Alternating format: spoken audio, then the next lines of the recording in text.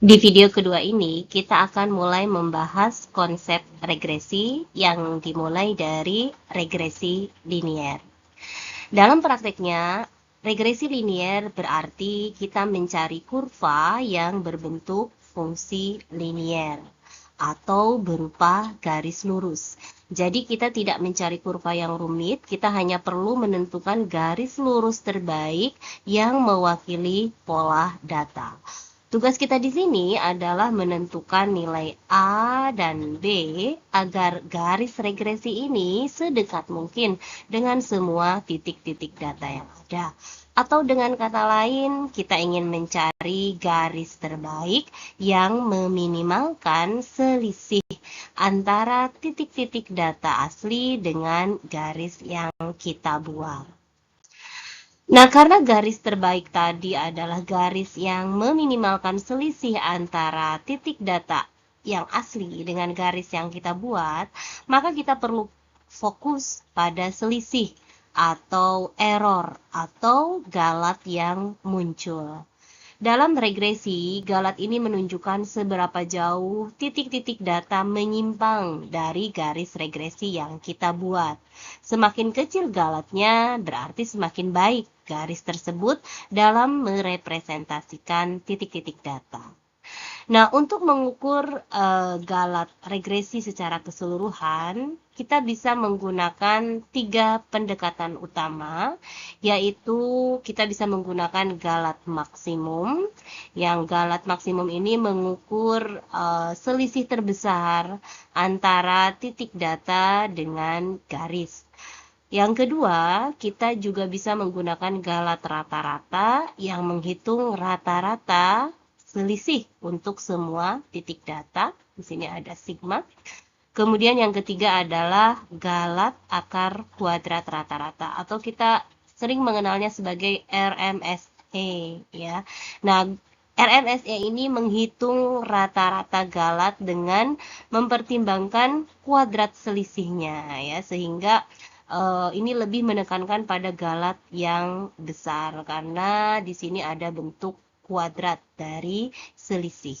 Nah, ini adalah rumus dari 3 pendekatan galat yang bisa kita gunakan untuk mengukur galat regresi.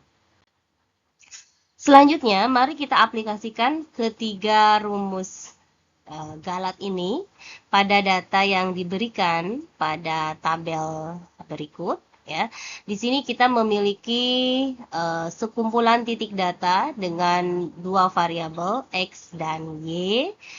Ya, berarti di sini kita punya 1, 2, 3, 4, 5, 6, 7, 8. Kita punya 8 titik. Ya, dan selain itu juga sudah tersedia garis regresi linier yang digunakan untuk memprediksi nilai Y berdasarkan X. Dengan adanya garis ini kita bisa membandingkan antara nilai Y asli dengan nilai prediksi dari model regresi. Nah, ketiga rumus galat ini memiliki kesamaan perhitungan yang harus dilakukan, yaitu di sini kita memiliki nilai mutlak dari selisih nilai prediksi dengan nilai aslinya ya. Juga di sini ada nilai mutlak yang dikuadratkan sehingga kita bisa menambahkan 2 kolom ya pada tabel ini. Ini adalah kolom untuk selisih antara nilai pendekatan dengan nilai asli, sementara ini adalah kuadrat dari selisihnya ya. Nah, untuk galat maksimum berarti kita tinggal mencari nilai maksimum dari selisih galat. Di sini kita memperoleh nilainya adalah 0,8. Sementara untuk galat rata-rata ya, kita lihat penjumlahan dari nilai mutlak dari galat setiap titik ya. Di sini nilainya adalah 2,6, lalu kita bagi 8 karena kita memiliki 8 titik ya, sehingga yang diperoleh ini adalah nilainya.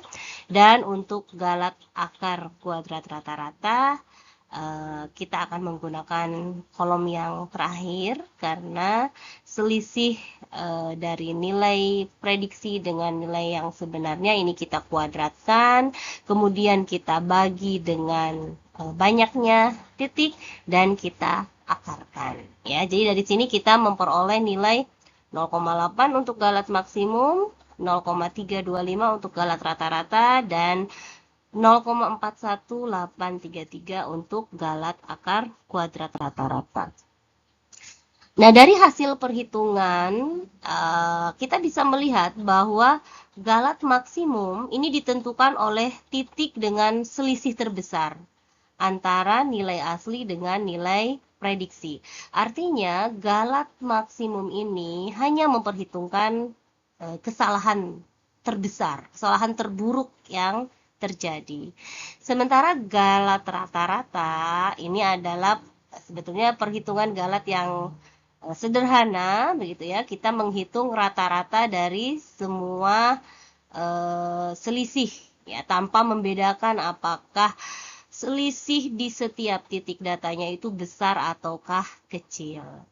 Nah, kemudian yang ketiga, galat rata-rata akar kuadrat ini memiliki sifat statistik yang lebih kuat karena dia mengkuadratkan galat ya sebelum dia dirata-ratakan, lalu kemudian kita akarkan. Nah, di sini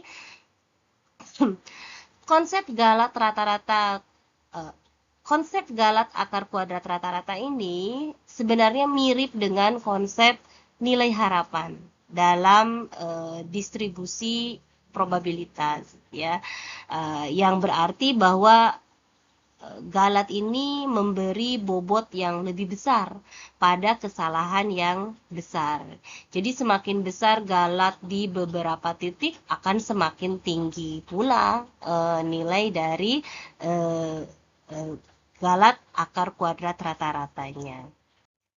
Nah, dari sini sebenarnya galat akar kuadrat rata-rata atau RMSE ini akan memberikan gambaran yang lebih realistis tentang seberapa besar galat yang bisa kita harapkan jika model atau fungsi linear kita gunakan untuk memprediksi nilai yang baru.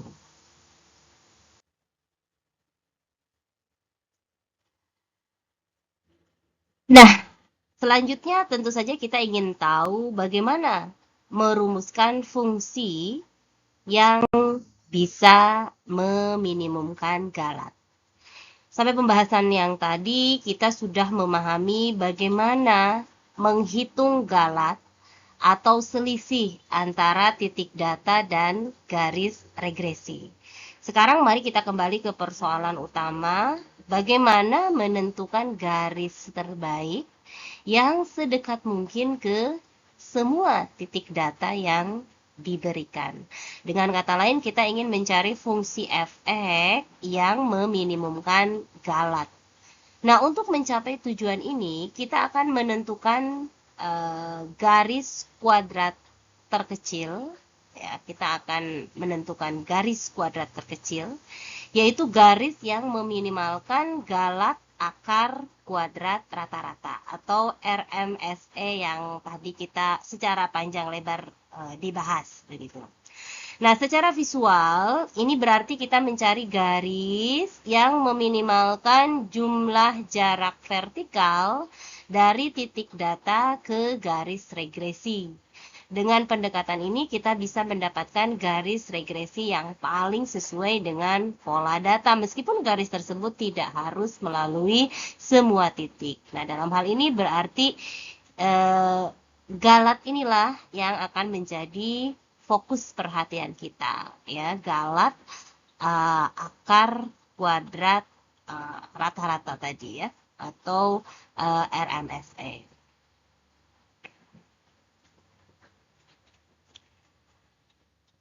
Nah, bagaimana cara meminimumkan RMSE ini ya?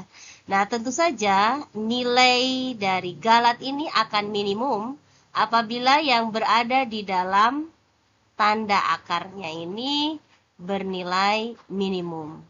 Kalau kita uraikan kembali fx-nya ke dalam ax plus b, berarti galat ini akan minimum apabila sigma dari ax plus b dikurangi yi dikuadratkan ini bernilai minimum. Nah, kita akan gunakan konsep kalkulus, khususnya turunan, ya, untuk menentukan nilai minimum dari galat ini, ya. Dan seperti yang sudah kita pelajari, suatu fungsi itu akan mencapai minimum ketika turunannya, ya. Jadi ketika turunannya ini bernilai 0. Salah satunya adalah fungsi ini akan bernilai minimum ketika turunannya bernilai 0. Dalam kasus ini, kita ingin meminimalkan galat dengan mencari nilai A dan B yang optimal dalam persamaan regresi linear tadi, ya. Oleh karena itu, kita harus menghitung turunan pertama dari fungsi galat ini, yang mana fungsi galat ini kita turunkan terhadap variabel A dan variabel B. Lalu kita samakan dengan 0, dan dari sini kita akan memperoleh dua persamaan. Persamaan pertama adalah turunan dari fungsi galat terhadap variabel A, dan persamaan yang kedua adalah turunan dari fungsi galat terhadap variabel B. Yang keduanya kita buat sama dengan 0. Dari bentuk ini kita akan memperoleh persamaan linier. Sistem persamaan linier. Sistem persamaan linier yang terdiri dari dua persamaan dan dua variabel. Nah, mungkin ini akan lebih jelas apabila kita aplikasikan ke data yang kita sudah miliki pada contoh sebelumnya, ya. Jadi berdasarkan dua persamaan yang kita peroleh untuk meminimumkan galat, di sini kita perlu bentuk x kuadrat dan kita juga perlu bentuk x dikali y. Kita akan tambahkan dua kolom di sini. Nah, dengan dua kolom yang kita miliki, kita bisa lihat bahwa sigma dari xi kuadrat ini adalah 92, sehingga dengan mudah kita bisa tuliskan 92a untuk suku yang ini. Sementara sigma dari xi ini adalah 20, sehingga kita punya 20b di bagian ini. Dan sigma dari xi yi adalah 25, sehingga kita punya 25 di sini. Demikian juga untuk persamaan yang kedua. Kita peroleh dari tabel yang diberikan. Ya.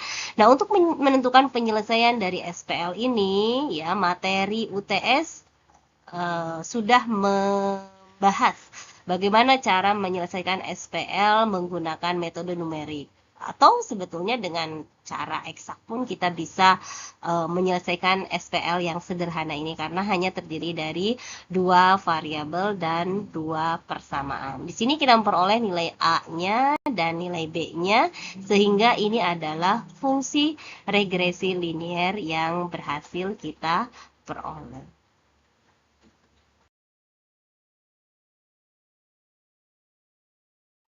Nah, sampai pembahasan ini, regresi linier sebetulnya sudah selesai dibahas, ya. Dan untuk mengecek pemahaman kita, ya, silahkan dicoba soal ini, ya. Silahkan diselesaikan. Di sini ada 3 butir soal yang perlu diselesaikan. Apabila soal ini sudah diselesaikan, kita bisa lanjut ke video yang ketiga.